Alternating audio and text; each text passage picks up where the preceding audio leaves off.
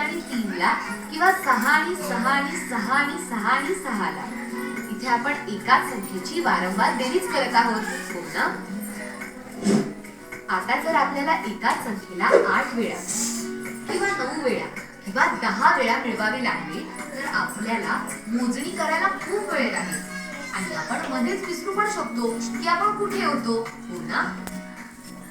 तर आपण एका गटातील एककांची संख्या मोजू आणि जितके गट आहेत ते मोजून घेऊ.